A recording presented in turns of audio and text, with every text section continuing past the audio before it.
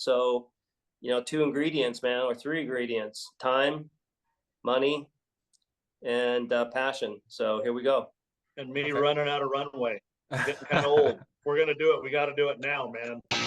And how did it start out? Like, what was the origin story? Too much alcohol. Really? Okay. Says if God wanted us to have fiberglass boats, he would have given us fiberglass trees. It's for fishermen. It's not for taking the wife and the wife's friends. I think that it's a really, really pretty bit.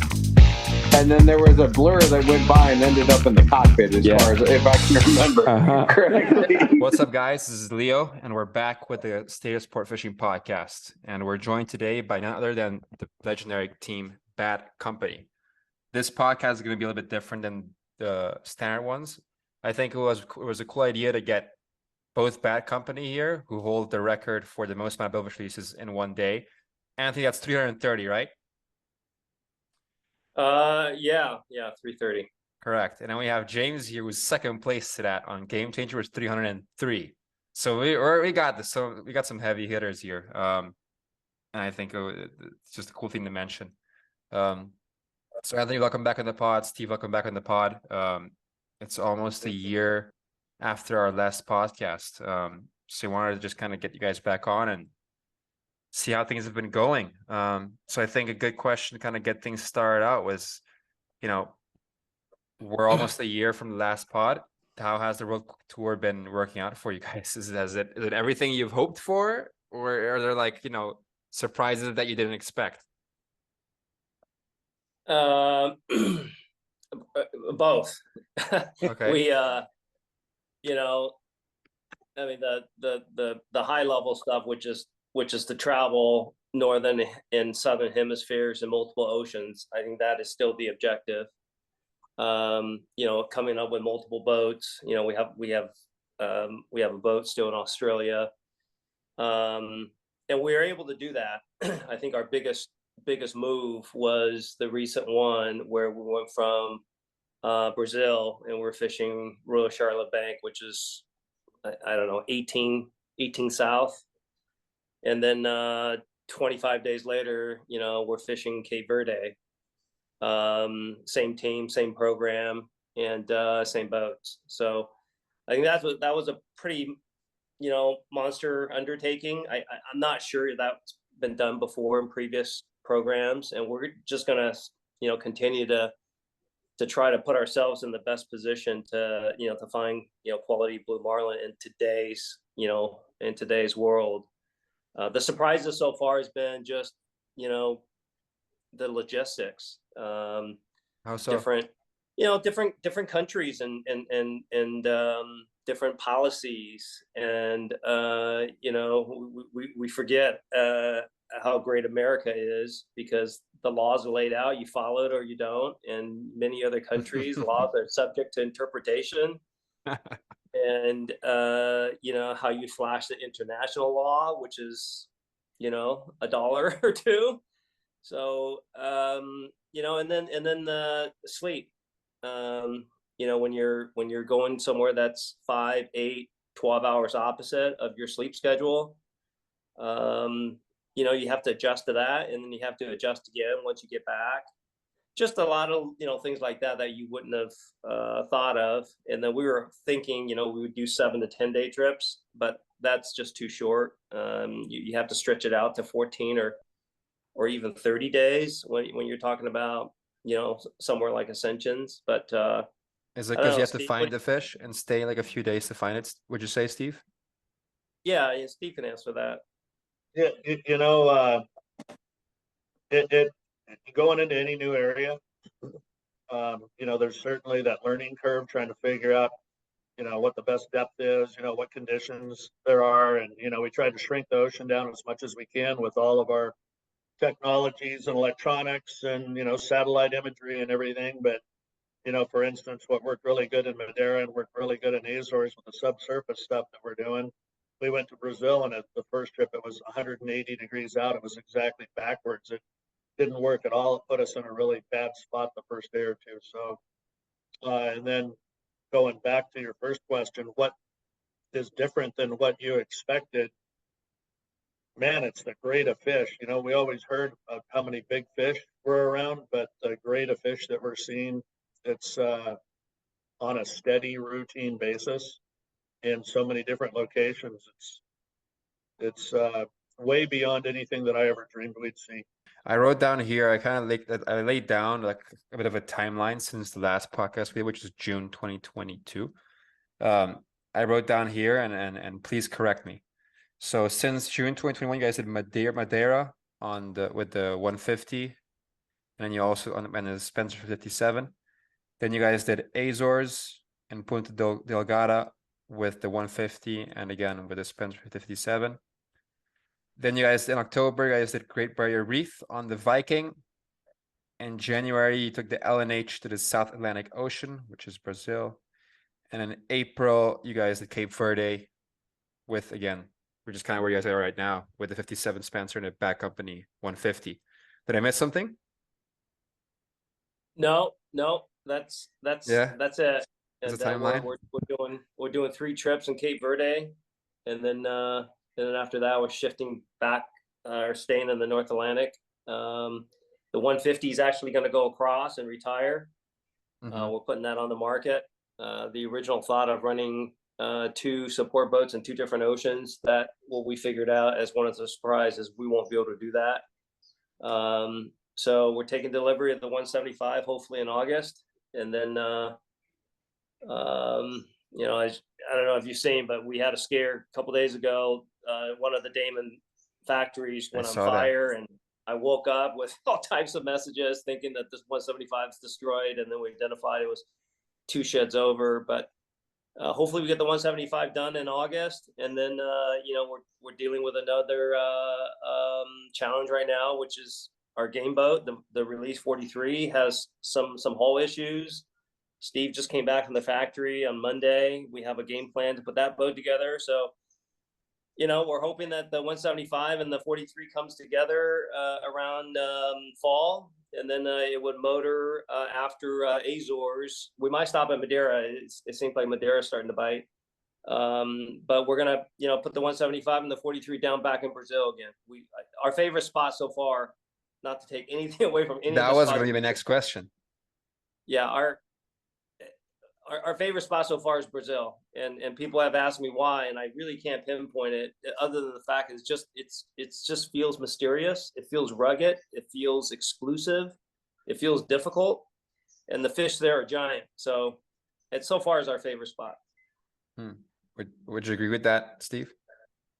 Oh yeah, beyond a shadow of a doubt so far. I mean, seeing you know, so many fish over 900 pounds, that, you know, it's pretty astounding numbers for the very short period of time that we were there. And, you know, it took us 3 or 4 days to figure it out, to start out. And then, you know, we had a bunch of green water for 3 or 4 days, and that kind of shut it down. But if you take those days out of it and look at the numbers, you know, you're seeing, what do we see, Anthony? Almost 2 fish a day, and probably the bulk of those were over 500. And, you know, how many over 9 do you think we saw, Anthony?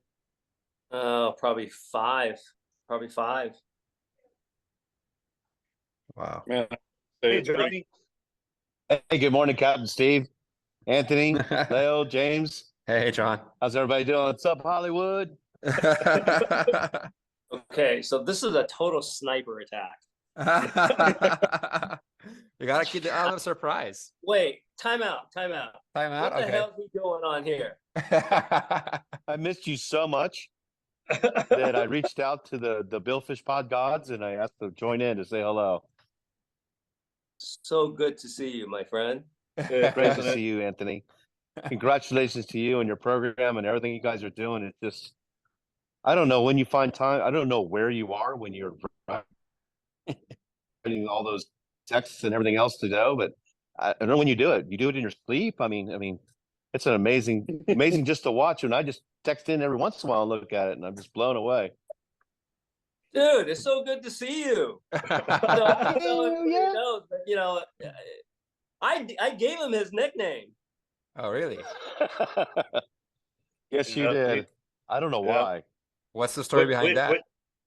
We need to get Johnny on one of these trips. Yeah, man. Then it'd be world class.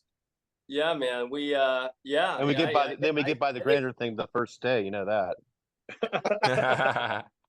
No, man. It's just the man's charm and swagger and his confidence and his glitz, you know. And he walks down the dock, and I said, "Damn, man, you look like Hollywood." And that stuck, and that was early 2000s, maybe, Johnny.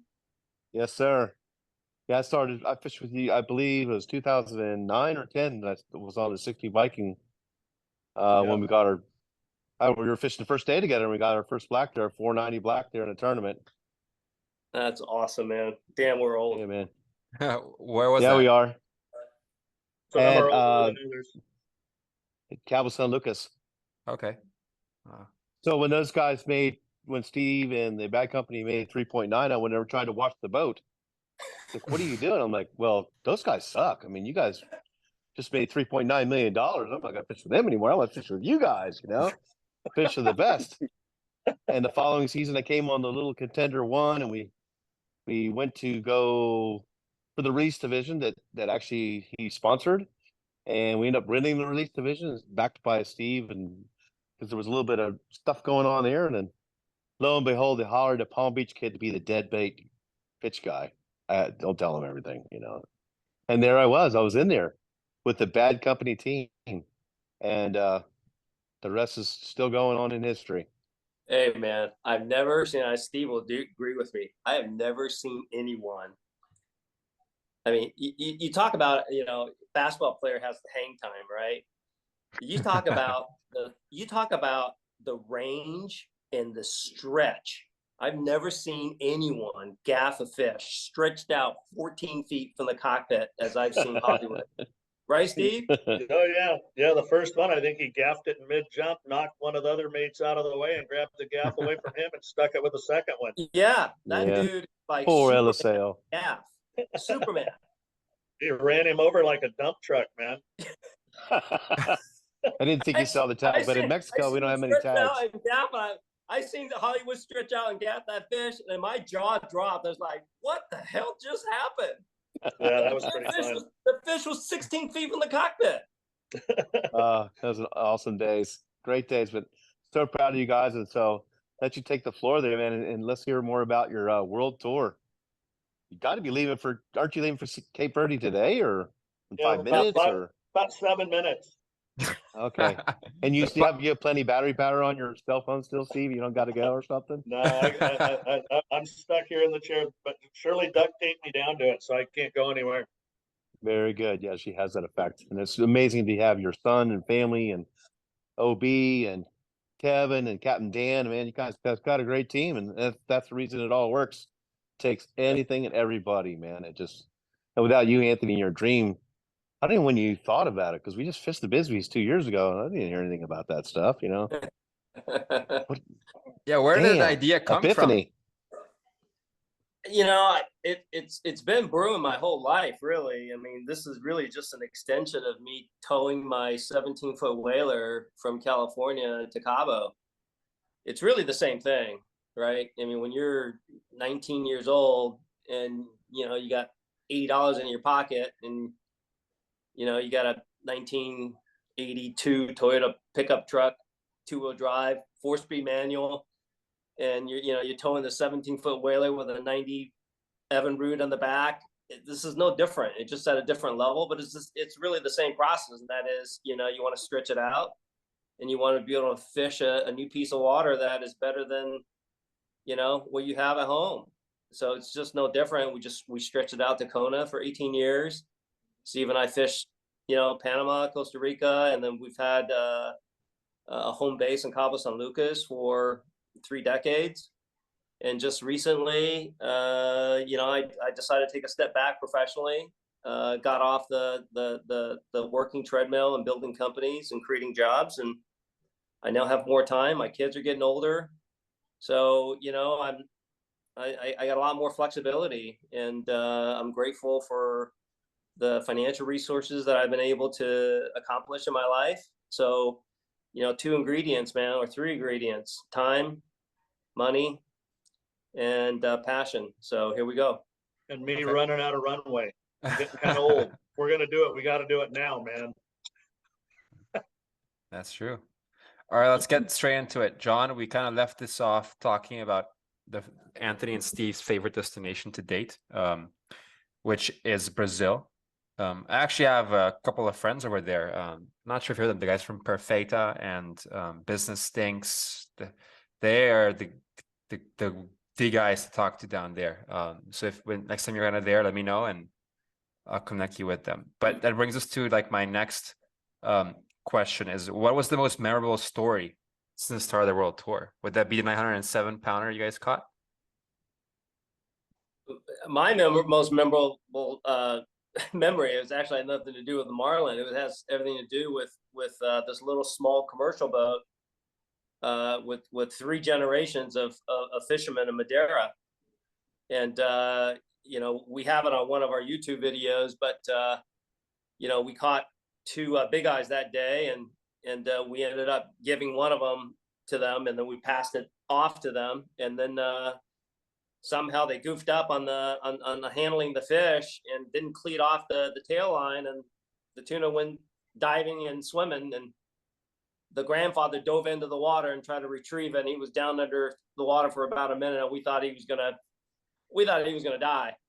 And he came back up after a minute or so, huffing and puffing, and we were all cheering, and that's probably the most memorable for me. And we were all trying to figure out if we had to jump in the water to go try and save this guy, man. I mean, we were lined up ready to go, and all of a sudden, a bald head pops up out of the water, man, and he's hanging on for dear life, kicking as hard as he can, and he got that tuna. He saved it. He got it. You know, I get to ask that question occasionally. What's my most memorable fish that I ever caught? Of course, you know, I can think of a lot of memorable days. Why is it the one that got away that you remember the most? That's one of my questions in life, you know, that why is it the one that got away, Steve? You've seen him, you know what he looks like, Anthony, you know what he looks like. You can see every little piece of that fish so well, and it's the one that got away. Or she. Yeah, because I don't think that, you know, you can get a definitive grade on it. You know, it's impossible to have it up alongside the boat and really know what you had definitively, you know. And man, I'm with you, Johnny. So many big ones. Holy cow, you know, that just jaw droppers, and so vivid in your memory that you can see them so clearly as compared to all the ones that you guys have caught together and going to catch here in the near future. But it's the one that got away that seems to be always the strongest one in my memories. Yep. Was there one that, or the 0 for 5 that I was day before yesterday? Oh my God. Was there one that got away that you guys would say that one was, you know, above 1,000 pounds? Oh, several. Really? Yeah, one on the leader that I just wanted to get a better look at. Well, we let one go that we probably shouldn't have. You know, you don't want to kill the first one when you first roll into town, and it's really hard to gauge these fish. You know, they're so big, and you're on a new boat, and depending on the size of the boat you're on, they always look bigger, and you kind of start using the boat as a reference once you get to know the boat a little bit better. And so we were calling some of these fish like 700 or 750, and we were afraid we were having big eyes calling them at that as crew members ourselves, you know. And so we were calling one 7 or 750, and we wound up killing one, and it was 907. And we had let the very first one go the day before, and a lot of the guys were thinking that was the biggest one that we've caught so far. But the very next fish we had on the leader, and it was the girthiest, tallest. It was just giant girth on this fish, and I was going to get it up alongside, take a better look, and we were going to think maybe we were going to give it a boat ride. And right then the hook straightened out. Obi had a little bit of heat on it on the 700-pound leader, and he opened up the hook just enough that it came out, and we never got to get the thing really alongside and take a look at it. It was shorter for sure than the other one, but it was just so giant, big around. I mean, that's the one, Johnny. I can still see it. It's the only one on the bite. I said, get the gaffs out, and it's the only. That's fish the one. Yep. Day after tomorrow. Day after tomorrow. Anthony, I got a question for you. Yeah, man. So as you know, I'm Hollywood Junior, And I always see that, you know, Steve, my dad, and yourself surround yourself by not only good people, but good crew members. And in this day and age, there's so many guys that, you know, it's so hard to get them to stay on your boat. It's so hard to have them stay in one spot. But it seems to me like, you know, for Steve to stay with you so long and to be able to bring about Kevin and OB, what is it like to have just the right chemistry with all these guys, to be able to travel and spend so much time with them? Like, what do you see in all of them that, you know, just strikes, you know, I'm just going to keep this guy around, and, you know, he seems really good. What do you see in them? Well, this is the intangible in really the chapter one of building a winning team or a championship team in any organized institution or sport. So, you know, you want people with the right intentions, and you want people that believe in team other than just individuality. You don't want guys that, you know, have hidden agendas. You want guys that are smart. You want guys that are hungry, and you want guys that are adaptable and flexible. Because, you know, any situation where there's more than one, it's just like building a company. You know, you have to find the right skill set, the right personality match, and you don't necessarily always have to like each other. That's a plus, but you got to be able to get along, and you have to be objective, and you have to be professional, and you have to understand that, you know, in the moment of glory, when everybody's holding up the trophy or catching a big fish, of course you're having fun, but the journey to get there is not so fun. And you know, and there's going to be challenges, and you just need maturity, you need wisdom, and you need guys that are willing to learn, and you need guys that are willing to teach. And then for owners, you know, owners just needs to understand that, you know, this putting a fishing team together and doing it on a consistent basis is, funding is the easiest part, because that's just dollars. You know, you're always going to be over budget, and, you know, every time you pay a yard bill, you're just going to roll your eyes. But at the same time, you know, you need to understand what your objectives are, whether it's just have fun with your family, bring your business associates out, you know, whatever it is. But there's nothing worse than getting on the boat and not feeling like it's your place. So having the right chemistry and the right players is very important. And you know, your dad understands that more than anybody.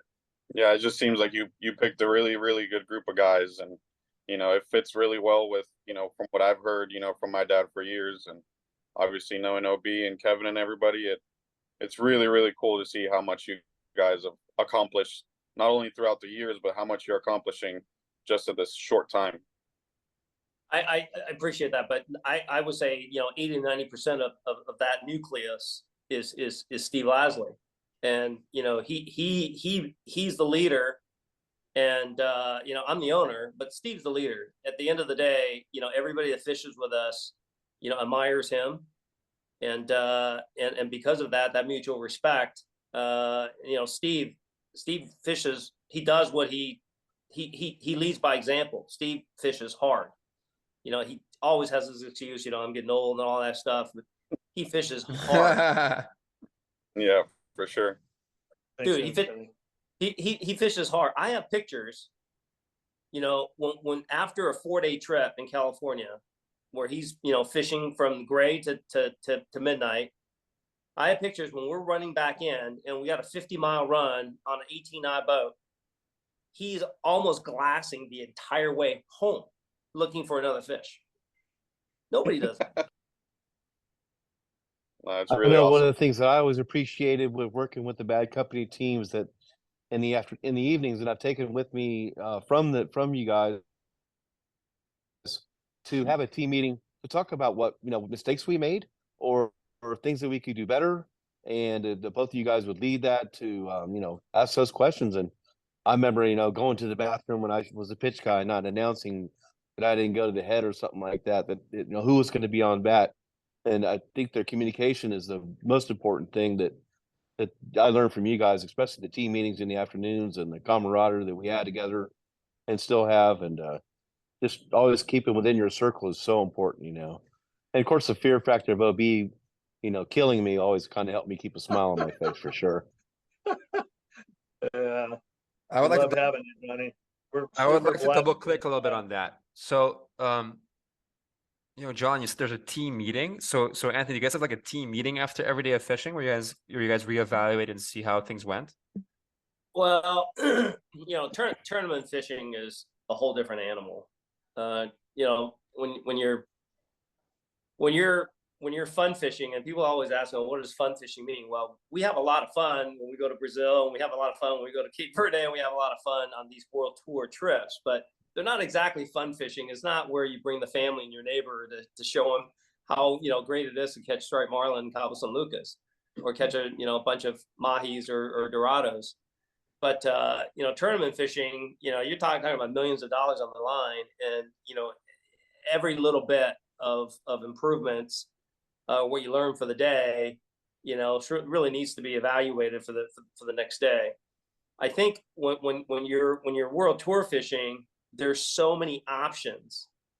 There's so many ways to do it, and you know, you're in an area with, like Brazil, for example. There's no coverage, so it's not like you're going to come back and call 6 of your buddies and say, "What did you see today?"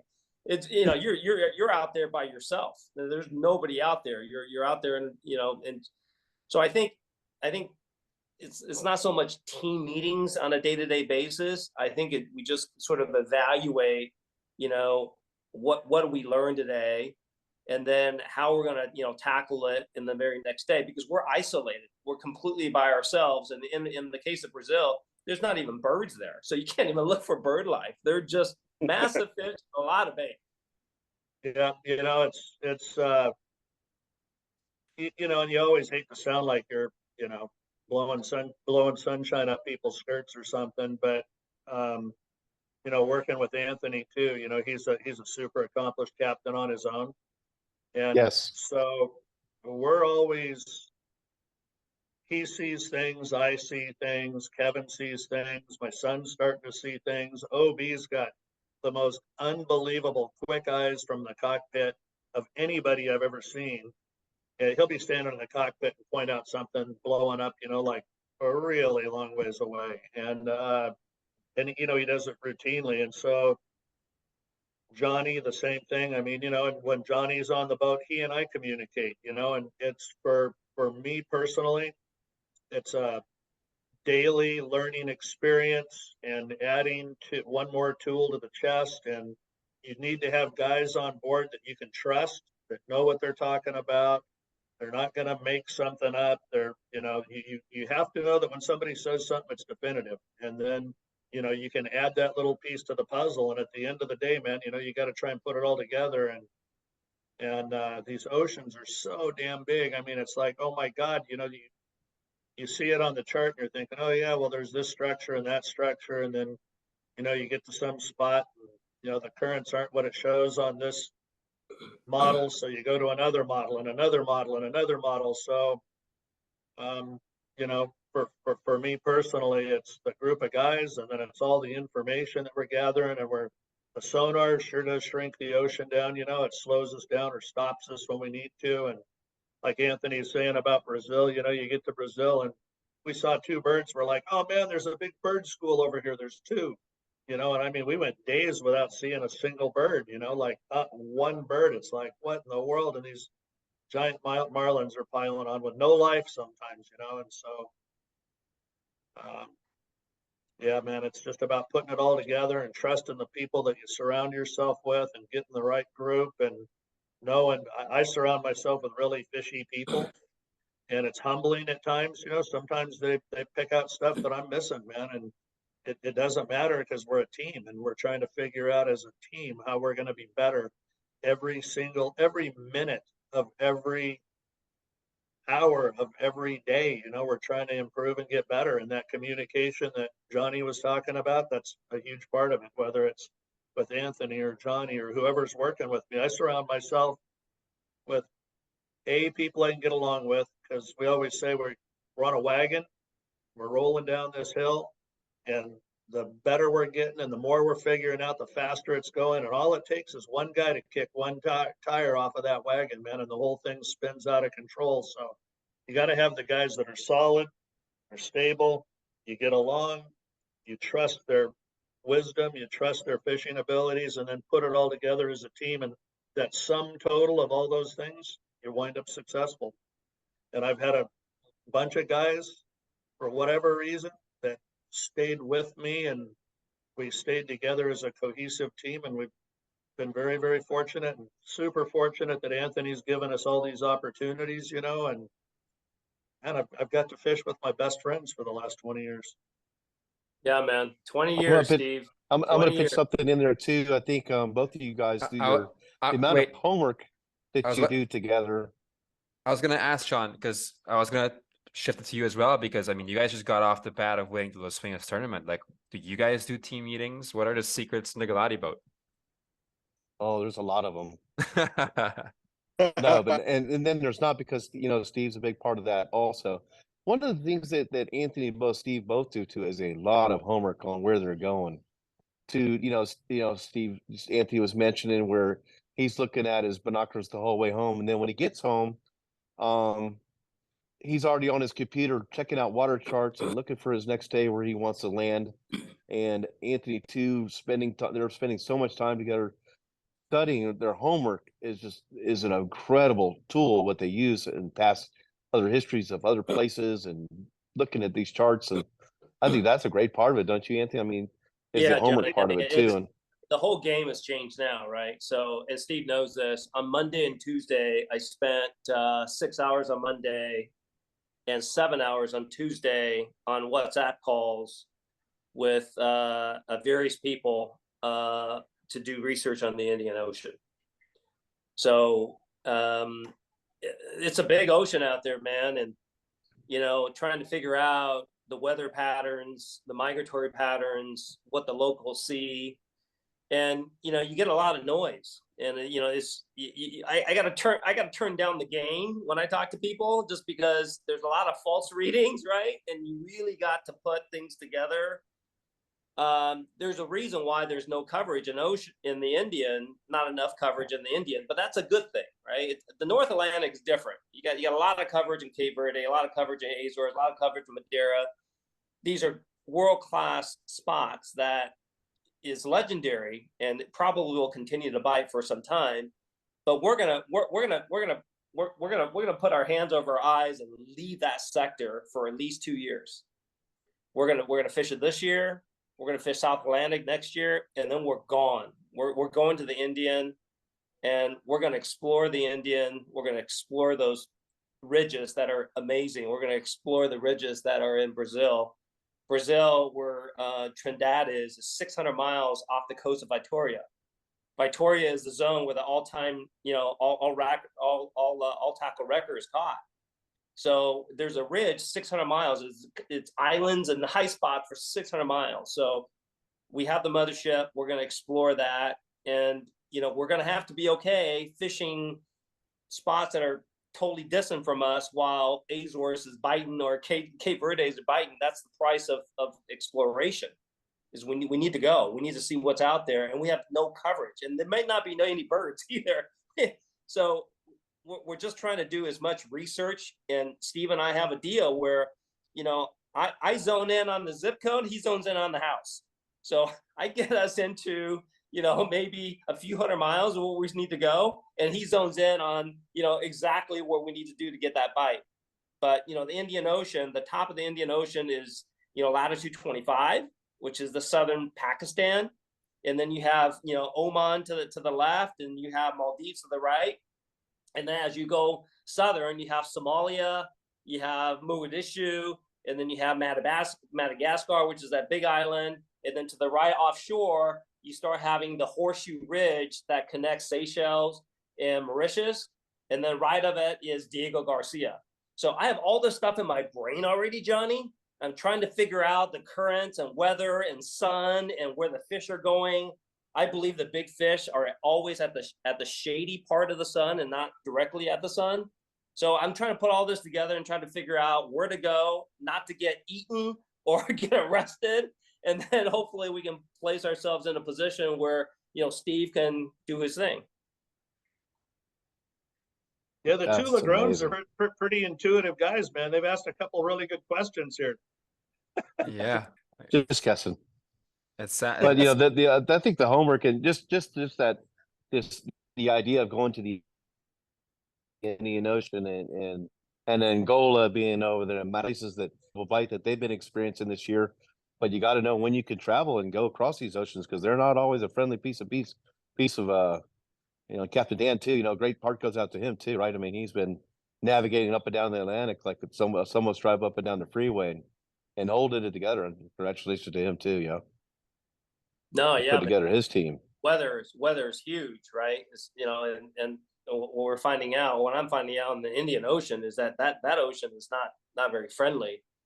There's lots of monsoons there that happens all the time, but Johnny, can you imagine being in a piece of water where you have a shot at a grander black and a shot at a grander blue at the same time? That's awesome. That's the dream. yeah. Costa what? I'm ready. Put me in, coach. No, that's incredible. What a great, and you're doing it though. That's the difference between so many other different, ideas and places, but you're actually putting it into action, which makes it's the echelon of the next step, which is so hard to do, Yeah, even Steve, you got a lot of logistics, years right? ago.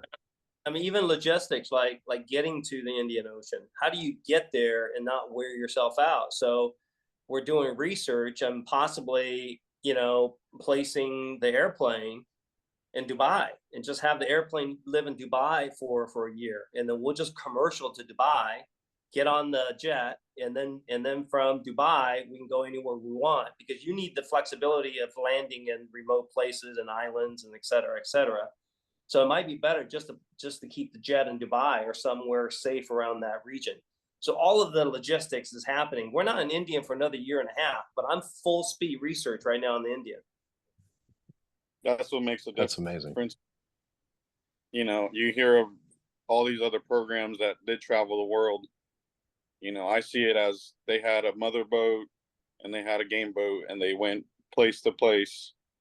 While I don't think there's ever been another program where you have a game boat basically in at least one special region, almost in every ocean, to this extent. I mean, you have the 144 here in Florida, ready for the Bahamas stuff. You got the North Atlantic already settled. You got California. You got Cabo. You got all these other places. It's really impressive how much logistics, come into play when you have that many boats. Oh. Yeah, man. Thanks. We added a 5-day trip in July locally, so we're gonna try to go get a daytime sword. So I'm sure Steve's excited about that. Nice. I'd like to stretch it to 7, but that's just me. And then 10, and then 12, yeah, and then exactly. the next day, and Which boat's that going to be on? That's going to be on the 92 if it's done. The 92's, completely getting redone. Steve's been refitting that boat now for, I don't know, 9 months, 10 months, maybe a year. That's my favorite boat, and I think it's Steve's too. But we're proud of the fact that we can kind of highlight fishing for all the different diversities of fishing, and I mean the fact that we can be in Cape Verde, fishing the style there, and then going to Azores, and then right in between there come to California and start doing sight fishing for daytime surface swords. And that's just completely different fishing. I mean, Steve's running at 13, 14 knots. We're not trolling, and we have 4 to 5 guys in high-powered gyro binoculars that are 12 to 14 power. 3 guys on the bridge, 2 guys in the bucket or in the tower in this case, and they're spanning, 180, 240 degrees ahead of us, while Steve is charging ahead at 13, 14 knots. And it's all visual fishing, and we burn our eyeballs out all day, and if we're lucky, we'll see 2 or 3, and I get to run to the front end of the boat on the bow pulpit and toss a live mackerel at a swimming surface swordfish and hoping that it would bite. Yeah, not many. The other part of that is, while we're running around, a lot of times we'll be in a fleet of 30 or 40 boats, and they're all trolling for the marlin, and the bulk of the time, we'll catch as many or more than the top boats, and we're not trolling anything. It's 100% sight fishing. And then the other part of that is from about 10 in the morning till 4 in the afternoon, which is prime swordfish time, we'll drive by 100 marlin, never even throw a bait at one, because we're waiting for that one swordfish. That's the hard part. Like a lot of this trophy fishing, we try really hard to not do any of the bycatch. And, like us not even casting at a marlin. Yeah, marlin's a great thing to catch, but we're focused on the prize. And the prize for us, the main reason we're out there is a swordfish. So at the prime time and the prime locations, we just ignore them. We put the blinders on, we'll drive right past marlin after marlin, big packs of them. We won't even throw a bait at them, and giant bluefin boiling all around. And we won't throw a bait at those. We really, I think, have an ability to focus on what we're trying to do, where we're trying to go, what we're trying to catch, and lock onto that. One of the things That's amazing. One of the things that I find really impressive about you guys is that you guys are not like bound to one specific way of fishing. I feel like a lot of boats out there, and they like dead bait fishing. That's what they do, and they don't do kite fishing, and they don't do anything else, right? But what I really admire about you guys is that you guys are all over the place, and therefore also fish a bunch of different styles. What would you say is your favorite, Steve, like type of fishing? Would you agree? I think I can guess on what Anthony's favorite fishing type is. Yeah, but Steve, what would be yours? I like killing stuff, but my favorite probably fishing. Sticking a fork into it, huh? Yep. So probably, bronze ballyhoo. So I'll just, a quick story is we're in Brazil, and one of the very first days there, and we're trying to figure anything out. I didn't have anything. Anthony's coming in a day or two, looking for birds. We didn't know they didn't exist. Hanging on in the tower of the LNH, and I'm pushing back against the tower back as hard as I can, just trying not to get thrown out of the bucket because it's so rough. And we're seeing giant blue marlin, this tour so far, and I see a swordfish, and I scream like a 9-year-old schoolgirl, and so that pretty much answers my question. Is I don't yell and scream that much, even in the videos, when we're seeing these giant blue marlin and all that stuff. But those daytime swordfish, just something about a fin in the swordfish, and this one happened to be a giant one, like a 700-pound one. But man, I don't know what it does. It sure still gets my heart going. So, but I like catching anything, man. I don't care if there's videos of Anthony and I fished calico bass in the anchorage at Avalon. I mean, rockfish fishing, bait fishing. I don't care. I still love it all. I'm a kook. Hold on a second. Now, when he's bait fishing, there is a little bit of yelling going on during the bait fishing thing, buddy. He don't care if it's an 800-pound blue marlin jumping on the leader, but boy, you mess up a bonita with the net, you're gonna fucking hear about it, bud. Hey, never get in the way between a man and his 4-pound skipjack, man. Dude, that 4-pound skipjack. Hey, that 4-pound skipjack, he's got $2 million on that skipjack. Yeah. Sorry. Let the yelling begin. My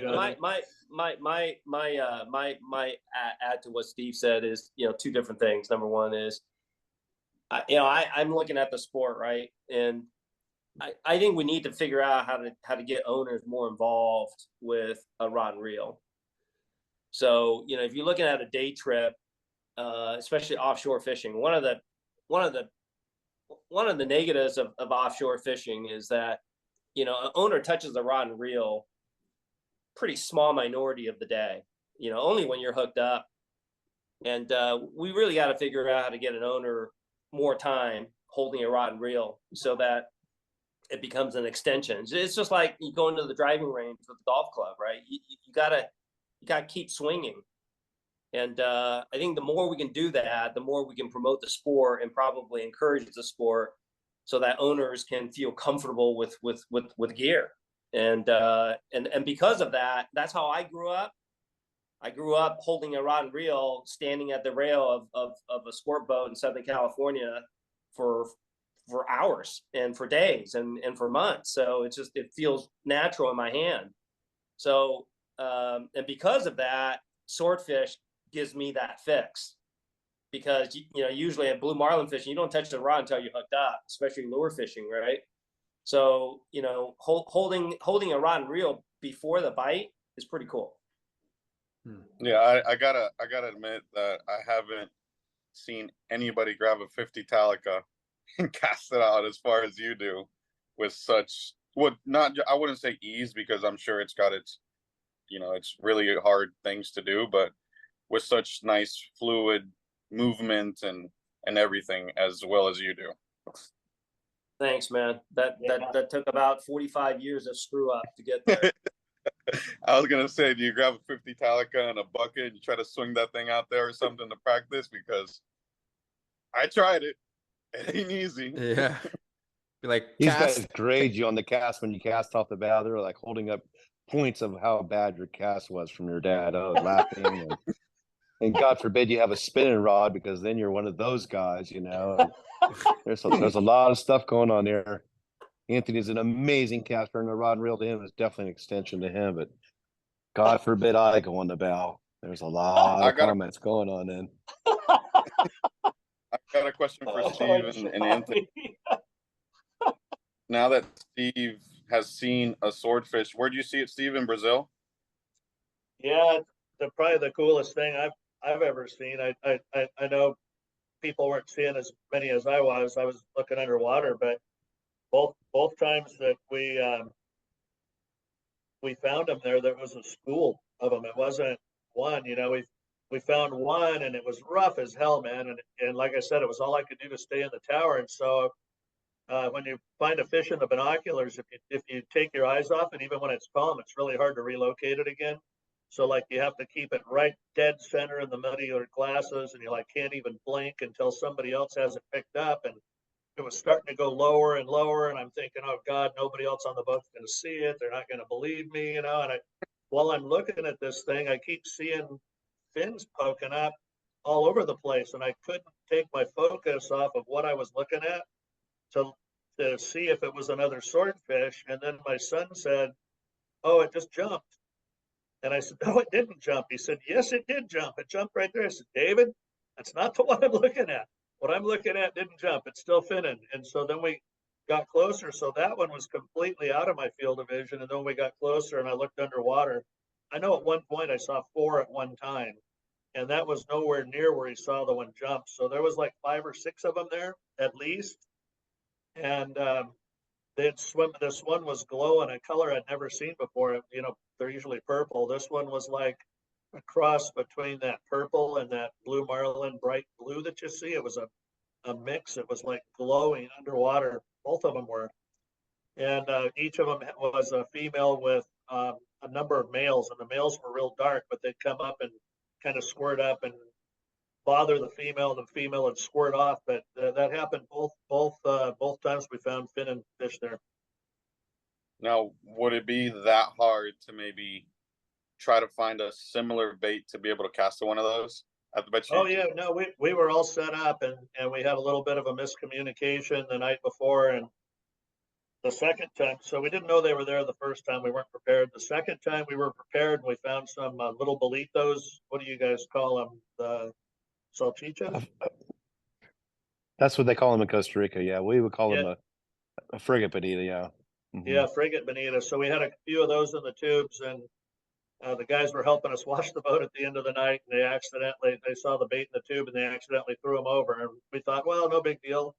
There was literally 1,000 tons of them out there the day before, and we went out the next morning, and there wasn't a skipjack anywhere, nowhere. Everything had vanished, and there was like 10 miles of solid bait. the day before, and I'm thinking, no big deal. We're not going to find another swordfish. Oh my God, there's another one.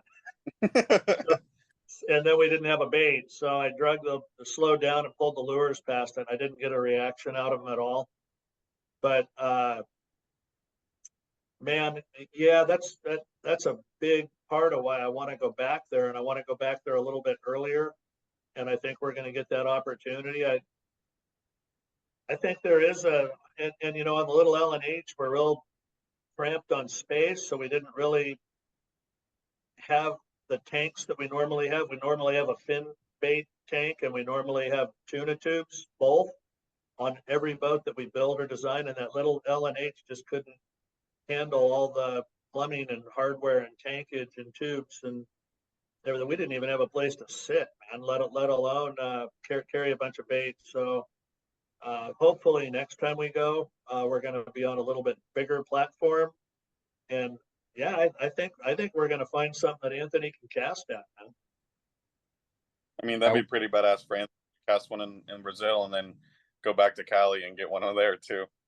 Yeah, you know, the other part of that is the last part here is after we saw the grade of fish that we saw there, like there's even with our normal Anthony pulls, dude, and we fish 80-pound stand up, and when I saw that grade of fish, we switched over to one of those butts. What do they call those ones that, so that he can get in the chair after he hooks them? Because there's no way in hell, there's no way on God's green earth. The Winthrop butts?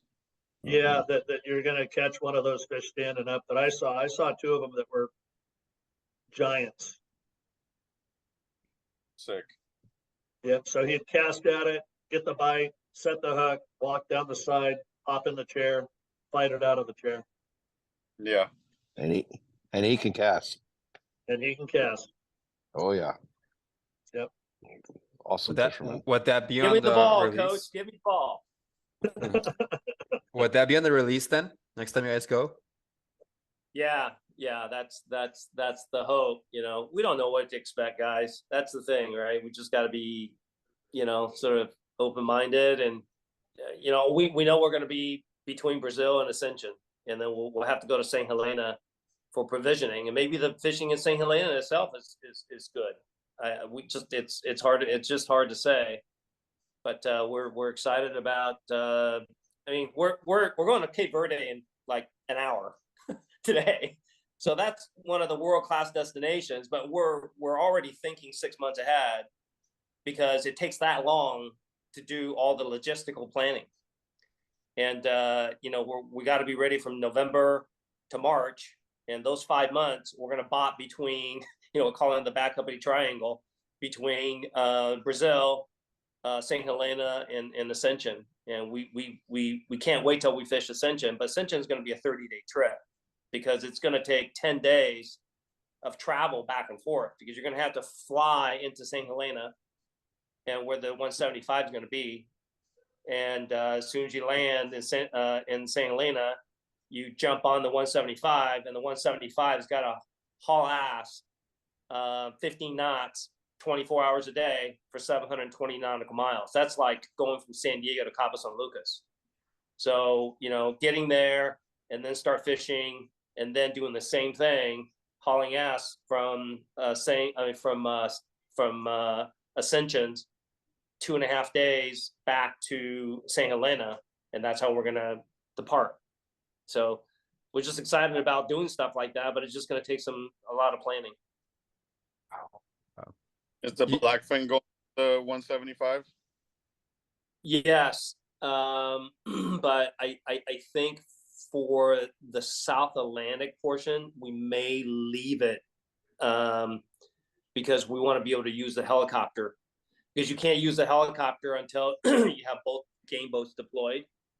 So in a remote region such as Indian or Ascensions, we're probably not going to bring it. So this, when we deploy the the 43 release, the copter can come right out. I fished next to 32 blackfin down in Peru, and I look at yours after I look at that one. Man, your 32 blackfin is badass compared to the one I see all the time. Thanks, man. They ride great. Do you miss tournament fishing at all? Do I miss what? Tournament fishing at all? I think Steve does. I don't. I had a 22-year run. You know, it's very intense. You know, tournament fishing fixes your schedule, and you got to feel the, you know, we're not the, I mean, you know, in order to be successful in tournament fishing, you can't just helicopter in and fish 4 days and helicopter out. I mean, you really need to understand that water for a long period of time and to study it and see how it's different this year versus next year. I just think tournament fishing, I mean, it's easy for me to say because I fished 22 years and I got it out of my system. I just think it's too confined. And right now I just want to explore. What's going to happen when Steve sees a swordfish leaving Santa Elena the first day? It's going to be a big deal because they definitely catch them there too. I mean, oh boy, plans can change, but that's an amazing, you know, to think to have your boat in Santa Elena, I mean, the middle of the Atlantic, to travel back to Ascension Island. That's amazing. That's just mind blowing. I can't even think about it. It's hard for me to even fathom the 3 words of that. Not even a close to and then going tournament back to fishing. Brazil, Johnny, and then going back to Brazil and to Trindade, Isla Trindade, which is 600 miles off the coast. There might be more fish there than Ascension. I mean, we don't know. We have no idea. Very possible. That's great. They're just going to give me some melatonin right when I land, Johnny, and that's the only way to put blinders on me. Give me some melatonin gummies. That's great. What a great adventure. What a great vision to see those places that, you know, nobody's run up the numbers in Trinidad or this, you know, Ascension. Of course, there've been some great fish caught in there, but to go back there after all this time and just kudos to you to take on such a great adventure. It's just amazing. Incredible. I'd like to ask about, you know, how your Tiagras, how are you enjoying those that you're fishing in Cape Verde? After it always being us pin guys on the boat for so many years, to have Cal Sheets and Eric Sheets, you know, basically we go through there. Are you enjoying those reels? They're badass, huh? Yeah, they're awesome. So I changed the handles. Personally, I like a thinner handle rather than the stock, you know, sort of bulkier handle that Shimano's have. I wanted a little bit more torque, so our handle is about a 1/4 inch longer. We changed the gear ratio to 1.5 to 2.9, if I'm getting the numbers right. The 1.5 is deadly, Johnny. 1.5 is deadly. They should be, I mean, I'm not talking about standard. Tuna, I'm talking about blue marlin fishing. They should be standard. Right. The 1.5 should be standard. The 2.9 is a little taxing. I would probably, if we do it again, I'd probably do a 2.7. 2.9's pretty tough on the shoulder. You know, it's got great retrieval power, but you know, in order for you to keep tension on that rod, you know, it's a lot of work on the shoulder, but they're super smooth, man, and that 1.5 is freaking nails. I know. To speak into the billfish world, to see Anthony in a chair on a 130 or 80 is an incredible sight because he is up and down and moving fast, and that fish is in serious trouble when we've got him on. But to know that those Tiagras are just that little bit more, because that's what you never stop trying to build that better rod and reel, and because it's not always just sitting, it's not on the shelf, it's how you're doing it in actual reality. So you feeling it, you know. A 2.9 to 2.7 doesn't sound like anything, but to you see that the little idiosyncrasies and how much of a big deal they make. You see that also, Steve, and that kind of stuff. That 2.9 is like 50 inches of line with a full spool per turn of the reel handle. God. Awesome. Yeah. Getting them a little too quick, some of them. Yeah, you know, I mean, everybody fishes a little different, but you know, I'm never winding free line. So when I'm winding under tension. So, you know, Steve's comes back in a way where there's just no free line. It's not a free spool where you're cranking. I mean, you're cranking under tension. So, you know, that 2.5 to 2.9 was a huge difference. I like the 2.9, but I would guess that the next set of reels we build would probably go to a 2.7. I think 2.7 will probably make it right. But going back to the 1.5, Johnny, I generally don't want to go into low gear, especially on a fish that is, you know, 12, 13, 14, 15 minutes into the fight, where she's still got a lot of juice left and she can do a quick directional change or come up and jump. If you're stuck in low gear and you got the thing on the nose, that's a combination for disaster, right? I mean, so, you know, I rarely go into low, but at 1.5 now, I go into low gear almost on every fish. Because when they make that quick change, I can still with 1.5 keep up with it. At 1, Catch you up. can't. That's right. You can catch up with 1.5. You can't do it with 1. No, you're like way behind. Yeah, you're done. Once you're behind, you're behind. Yeah, you caught with your pants down with 1. Anthony, How in the how world, was Steve, do you guys do all this tackle provisioning? Obviously, the jet's going to be taking some every trip, and the changes, the Steve Lassley changes. But you must have gotten into a little bit better idea of exactly what you're wanting to see. I mean, hooks have changed some, I'm sure, for you already, or every trip, or I know some of it's very general. Well, you know, every like you're saying, Johnny, every single place we go into, the fishery's a little bit different. You don't really figure it out. You can't carry 2 tackle stores around with you, man. And you just, even with the bigger boats. And so the first trip we go into a spot, we truly are, it's just straight figuring it out. What are they biting? How are they reacting? How are they biting? We're changing drag settings, hook sets, all that stuff. Right now, we're actually building a brand new hook, and it's got a titanium tip and a stainless body. And from the point of the hook to about a 1/2 inch past the barb, it's the diameter of an 8/0 hook. And then and it's still got the tensile strength. And then that blend goes into stainless, and then it goes to the diameter of 11/0, so that we can get that penetration on the bite. It's like, you know, just go back to the Cabo days. Some of the owners would get tired of trying to catch a blue marlin because it's long, boring days. You know, they're used to catching a lot of stuff down there. And they're like, well, can't we just put a striper lure down the middle? And invariably a blue marlin would pile on that thing every time.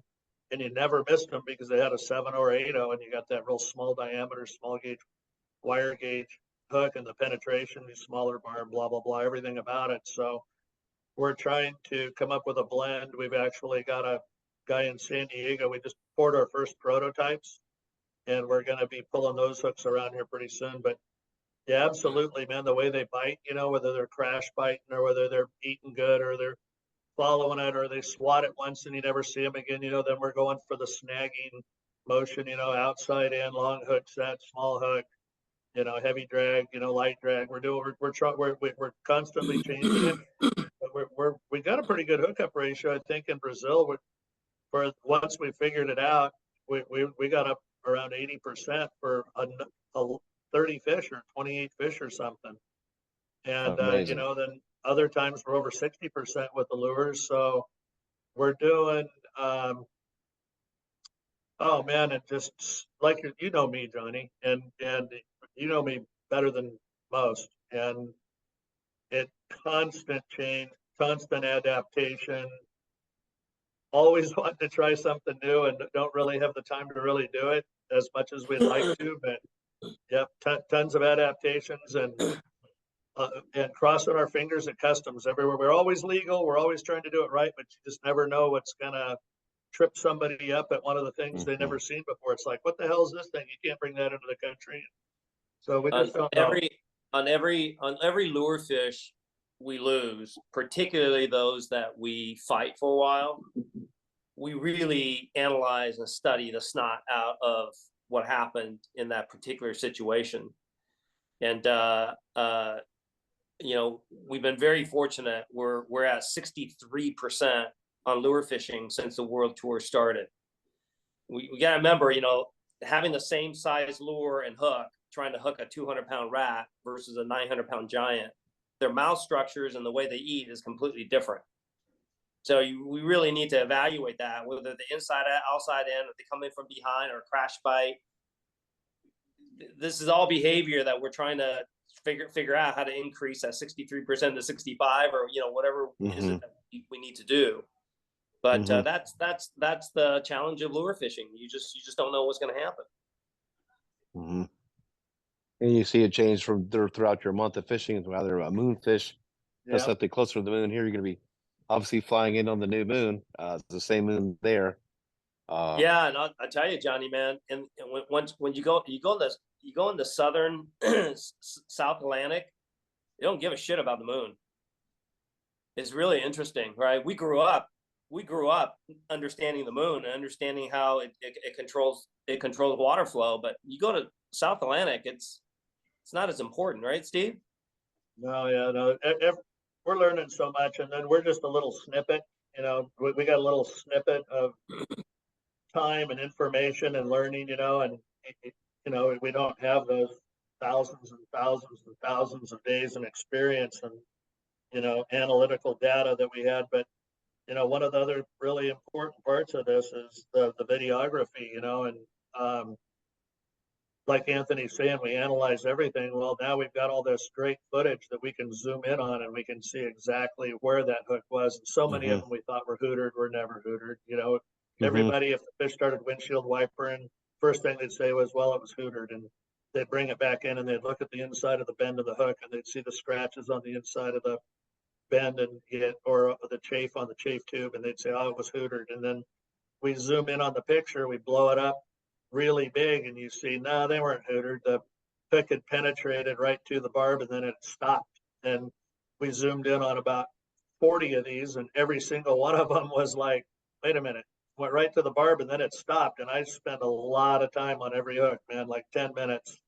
There are no imperfections in that thing, and there is not one grinder mark going anything opposite of the way that the penetration needs to be. And we reduce the barb, blah blah blah blah blah. And we're seeing these things just aren't getting buried, man. So we made a lot of adaptations and changes based on all this. It's not guessing. I mean, if I never do anything off of a guess, I never make a boat turn just because I feel like it. There's a reason. I saw something, the contour changed, whatever, and we kind of do the same thing. All of our data that we're compiling, with our hook sets and what's working and what's not. Yeah, we lost 6 fish that are 7+. One of them is that big giant one in Brazil. 90 to 95% into the fight. So this thing's pulling, dogging, and then as soon as you get that fish into a lead, and you're pulling it up, and you're anywhere from 30 to 60 feet from the leader. I'll yell up at Steve, it slipped. And as soon as I say it slipped, 5 to 10 seconds later, fish comes off. I can feel the slippage. So we need to figure out how to get that hook to penetrate, because it hasn't penetrated.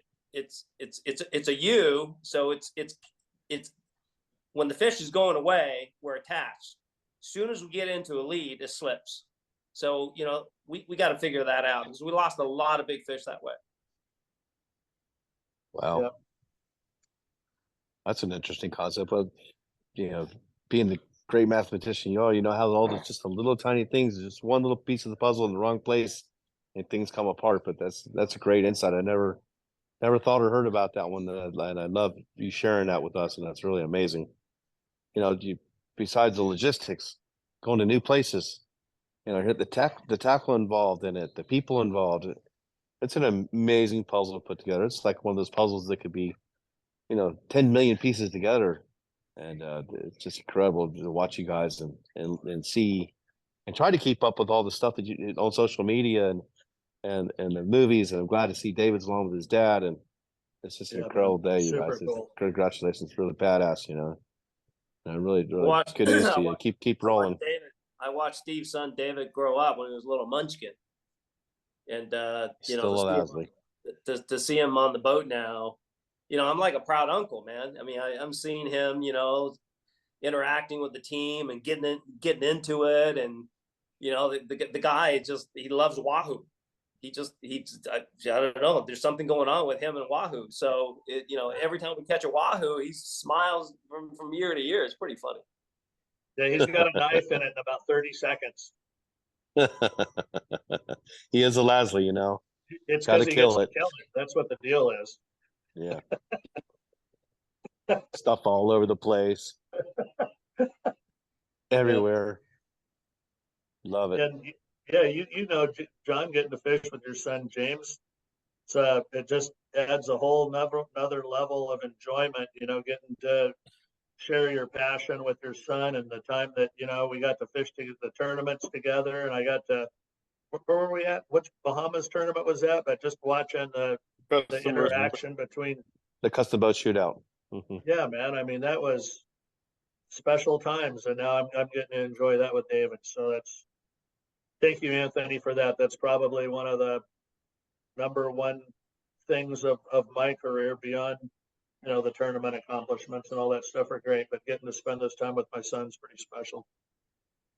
And Kevin and OB, two special members of your team too, where Kevin's was your right hand man. Now you're probably your right and left hand man. I mean, and having the reliance on OB and his steady nature of perseverance and strength and calm manner. He probably comes, that's just an amazing, just to watch you guys, and what you're going on there. So you got one more trip to Cape Verde. What's after that? We're leaving for Cape Verde today, and then the middle of Cape Verde, we got a little bit of interruption. We're flying to Turkey, Johnny, to see the 175 splash, and then we're coming back. So we'll probably do 5 days and 5 days, 10 days of fishing. So not the 13 or 14 days that we usually plan for.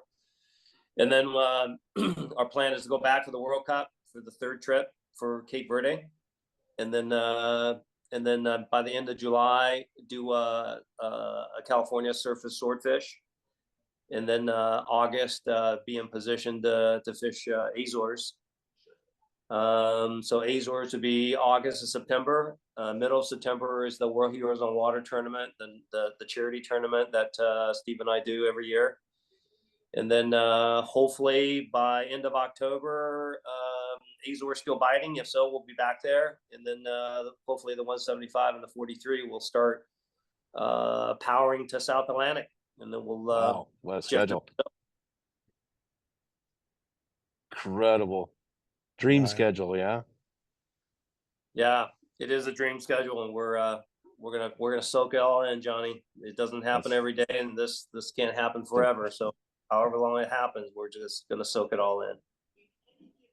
I know that I got to fish a couple of the veterans and heroes of America that I fished with you last year on the world, on the WOW tournament you guys put on there. It's an amazing event. They're all so touched, saving lives, and what a great patriot. Really appreciate all that. That's for sure. There's some great men, and just great to see them. Thank you for Pepper and Freedom Alliance and everybody involved in you and Rod, and just incredible. Steve, really touching lives in that too. This is just an amazing accomplishment in itself, besides putting this whole world tour, because it saves lives, and people just to get away for just a little while. Incredible deal.